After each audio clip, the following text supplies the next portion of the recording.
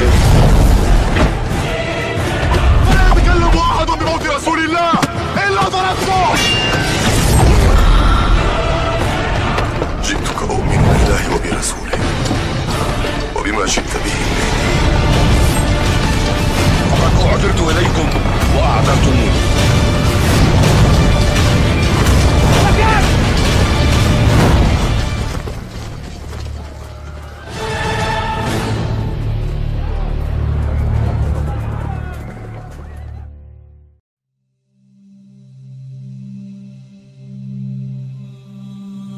Yang semoga mendapatkan rahmat dari Allah. Kembali kita akan mengkaji kitab Nasaihul Ibad. Ada satu ungkapan dari seorang ulama besar, Syaqiq Al-Balkhi rahimahullah, di mana beliau berkata, "Alaikum bi khamsi khisalin." Hendaklah kalian melakukan 5 perkara. Sering-seringlah kalian mengerjakan 5 perkara ini, dan tempuhlah kalian 5 perkara ini. Yang pertama, kata Syaqiq Al-Balkhi, fa'amaluha a'budullah biqadrin hajatikum ilaihi. Sembahlah Allah sebanyak engkau mengharapkan kebaikan dan karunia-Nya. Sembahlah Allah sebanyak engkau mengharapkan kebaikan dan karunia-Nya. Ini nasihat pertama dari Syaqiq Al-Balkhi. Artinya, jika kita mengharapkan kebaikan yang banyak, tentu kita harus diimbangi dengan pendekatan kepada Allah yang banyak. Dan semua kita butuh Allah, ya. Semua kita butuh Allah. Allah tempat kita meminta, Allah tempat kita berdoa, Allah tempat kita mengharapkan apa yang kita inginkan. Allah lah tempat kita memanjatkan doa. Di semua harapan yang ada di benak kita, semuanya harus tercurah kepada Allah Subhanahu wa ta'ala. Sembahlah Allah sebagaimana engkau mengharapkan kebaikan dan karunia-Nya. Semakin banyak kita mengharapkan kebaikan dan karunia dari Allah, maka tentu semakin banyak pula kita beribadah kepada Allah. Itu logikanya, ya. Orang yang gak merasa butuh Allah, dia pun tidak akan merasa butuh ibadah. Semakin orang merasa butuh kepada Allah, tentu dia tidak akan pernah jauh kepada Allah. Analoginya, kalau umpama kita menjadi seorang karyawan, misalkan, ya, kita seorang karyawan, seorang pegawai. Kalau kita ingin disukai oleh atasan kita, maka kita kan harus bekerja dengan sebaik-baiknya dan harus sedekat-dekatnya dengan atasan kita. Kalau kinerja kita bagus, dengan atasan pun kita baik, kita dekat, maka tentu kita akan diberikan fasilitas. Semakin kita dekat dengan atasan kita, maka apapun yang kita harapkan dari dia, kita butuh sesuatu, kita minta tolong, dia akan gampang memberikan pertolongannya kepada kita. Tetapi kalau seorang karyawan, seorang pegawai yang dia kerjanya ugal-ugalan, kerjanya malas, dengan atasan pun dia jauh, kurang akrab, ya bagaimana kemudian kita mengharapkan sesuatu dari sang atasan kita? Jangan harap kita dapat bonus dari atasan kita.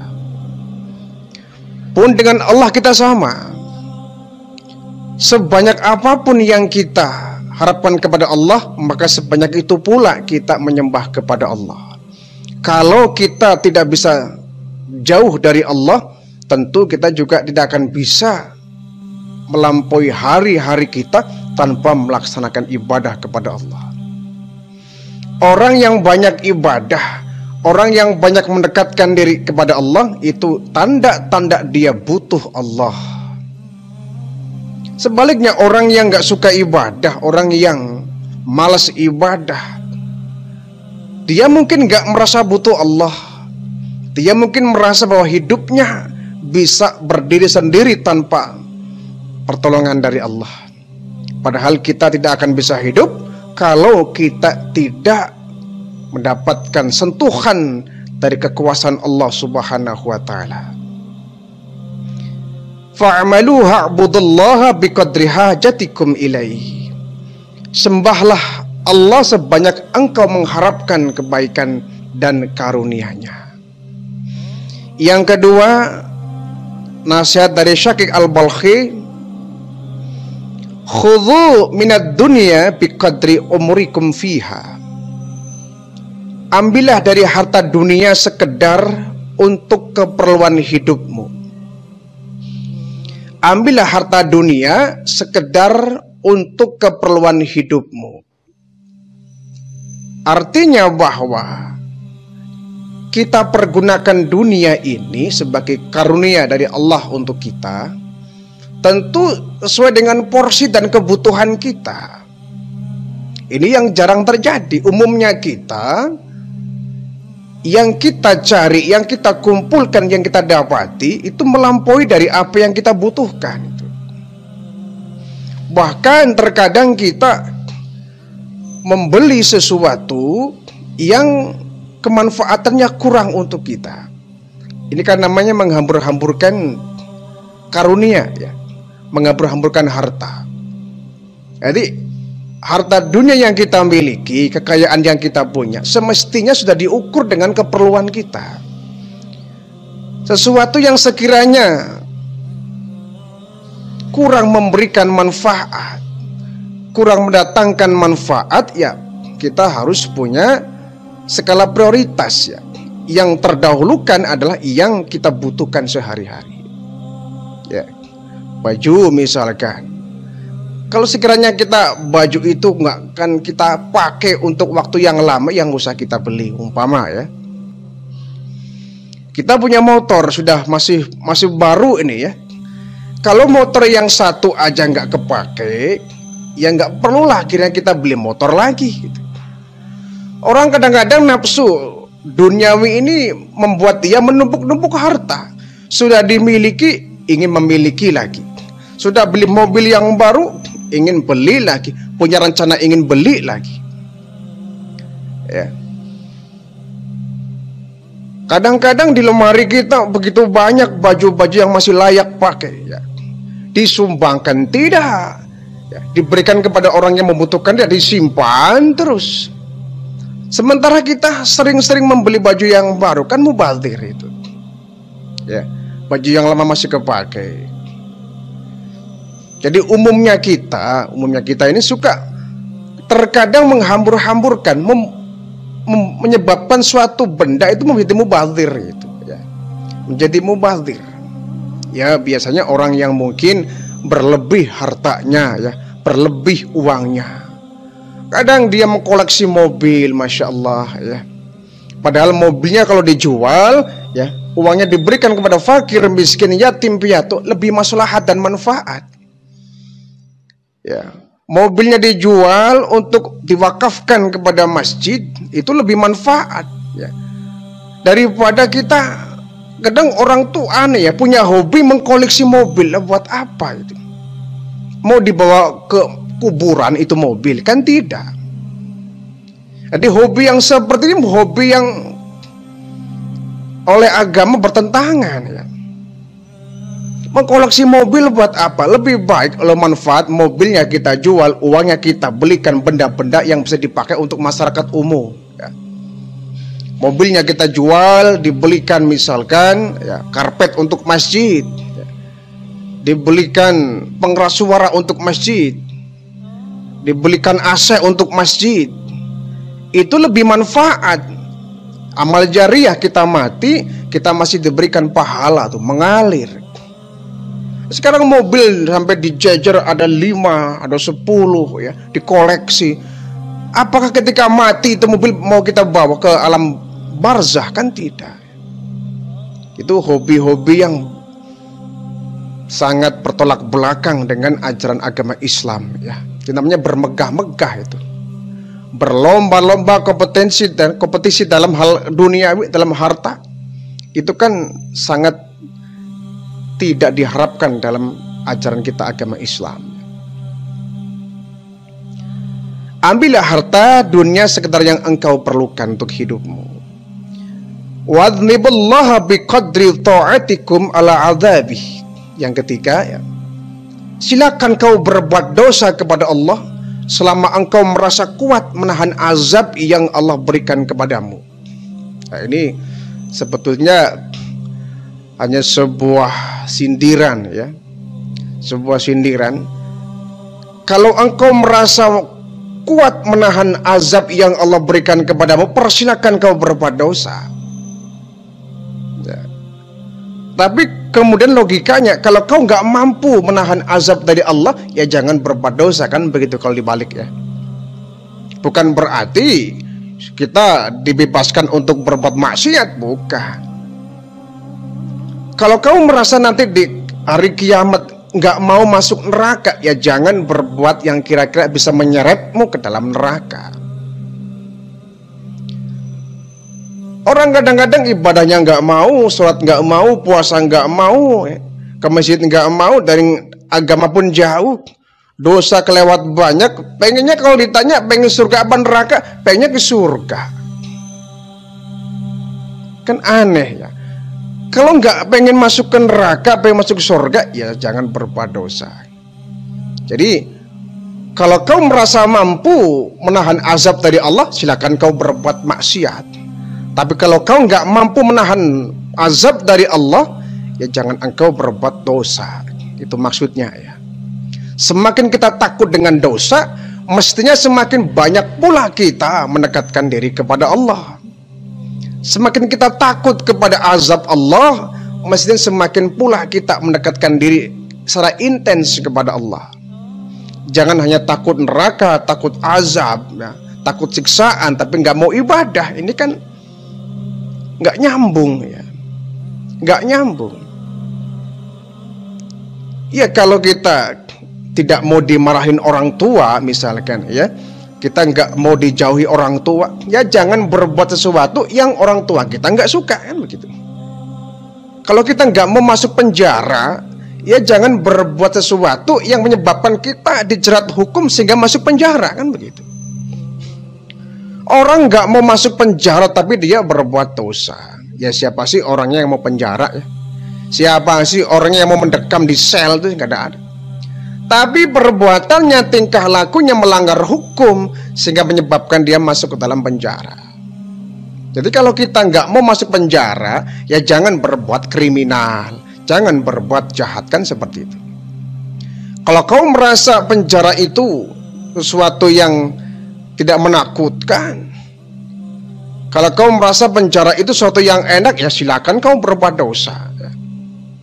Tapi yang jelas penjaranya Allah tidak akan mungkin bisa terlepas itu. Kita bisa menahan hukuman dunia, tapi tidak seorang pun yang bisa menahan hukuman akhirat.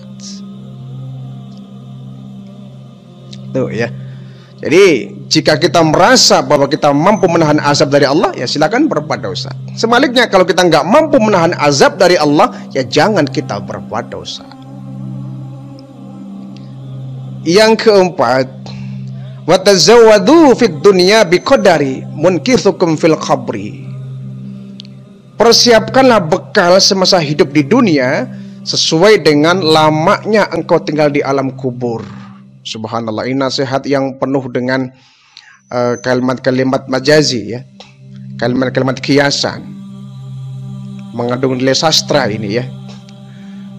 Persiapkan bekal semasa hidup di dunia selama engkau tinggal di alam kubur. Maksudnya kita tinggal di kubur itu kan lama ya, lama sampai datangnya hari kiamat. Semua kita tinggal di alam barzah menunggu sampai tibanya hari kiamat. Lama. Kalau begitu kita dikubur kemudian besoknya kiamat, ya mungkin sebentar. Begitu dikubur minggu depan kiamat, sebentar. Tapi kita nggak tahu kapan kiamat akan tiba. Bahkan tanda-tanda besarnya belum nampak ya. Baru tanda-tanda kecil yang nampak.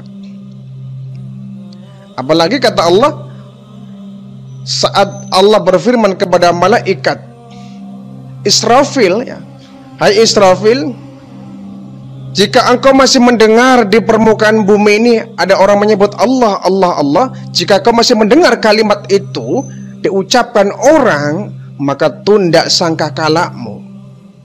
Itu kuncinya ya. Selagi di dunia ini masih ada yang mengucapkan Allah, Allah, maka tempo akan diperpanjang, kiamat akan lama itu. Kuncinya itu. Selama masih ada orang yang menyebut Allah lah, kita kan tahu sekarang masih banyak. Azan masih berkumandang di mana-mana. Orang pepujian masih banyak di mana-mana. Orang baca Quran masih di mana-mana. Orang menyebut kalimat Allah masih banyak. Artinya kiamat masih jauh. Semakin kiamat masih jauh, artinya penantian kita di alam barzah pun jauh. Masih lama. Nah, kalau penantian kita di alam barzah itu lama, kemudian kita mati tanpa adanya bekal, ya sudah, kita akan merasakan azab kubur dalam waktu yang lama. Nah, sebab itu, karena penantian di alam barzah ini lama, carilah bekal di dunia ini agar penantian itu menjadi penantian yang indah. Ya. Agar penantian kita di alam barzah menjadi penantian yang sangat nikmat. Itu bekalnya kita lakukan selagi kita masih hidup ya. Cari bekal untuk kita bawa menuju alam akhirat yang diawali dengan alam barzah. Biarpun kita menunggu sampai ribuan tahun sampai kiamat datang, tapi kita amalnya cukup, amalnya banyak, insya Allah penantian yang begitu lama akan menjadi penantian yang sebentar, tidak terasa ya, tidak terasa, karena kebawa kenikmatan kita hidup di alam barzah itu. Wa'malu lil jannati biqadari ma turiduna fihal maqama. Lakukanlah amal untuk mendapatkan surga sesuai tingkatan yang engkau inginkan. Surga itu kan ada surga Firdaus ya, ada surga Naim, ada surga Ma'wa, ada surga Darul Muqamah ya, ada Darul Muttaqin dan sebagainya. Itu tingkatan surga itu banyak ya. Nah, setiap tingkatan surga ini memiliki syarat-syarat yang berbeda-beda. Syarat masuk ke surga Firdaus tentu berbeda dengan syarat masuk ke dalam surga Naim itu ya. Syarat masuk ke surga Naim tentu berbeda dengan syarat masuk ke dalam surga Ma'wa. Setiap surga itu memiliki tingkatan dan memiliki syarat-syarat yang berbeda-beda. Kita boleh saja pesan, saya mau ke Firdaus ya. Ya kita harus melakukan perbuatan atau amaliyah yang menjadi syarat kita masuk ke surga Firdaus. Di antaranya ada dalam Al-Quran ya, Al-Mu'minun ayat 1 sampai ayat 11. Di situ ada keterangan syarat-syarat kita masuk ke dalam surga Firdaus itu. Kita boleh pesan dari sekarang, mumpung nyawa masih ada, mumpung ruh belum dicabut, kita pesan. Saya pengen surga Darul Muqamah. Syaratnya apa? Ada dalam Al-Quran itu ya. Sehingga hidup ini akan menjadi sebuah hal yang menarik. Kita punya cita-cita bukan hanya cita-cita jangka pendek. Kita harus punya cita-cita jangka panjang ya. Jangka pendek yaitu dunia ini yang kita cita-citakan ya akan selesai sampai kita mati. Jangka pendek itu. Yang sangat panjang itu adalah cita-cita akhirat. Ini yang harus kita canangkan, harus kita programkan, harus kita planning. Jangan sampai kita hidup nggak punya program, kita nggak punya rencana hidup ini. Kita hidup hanya nunggu mati. Ya. Hidup bukan sekedar nunggu mati. Memang betul kita hidup sedang menunggu mati. Tetapi bagaimana caranya agar kita sambil menunggu kita mati, ada yang kita lakukan, ada yang kita persiapkan. Ibadah, mendekatkan diri kepada Allah. Itu penantian yang sebenarnya. Bukan cuma nunggu mati, nggak mau ibadah, males ibadah. Ya sudah, begitu mati ya sedar nunggu mati saja. Ya. Masuk ke alam barzah, masuk ke alam akhirat, tidak ada bekal yang kita bawa. Na'udzubillah min dzalik.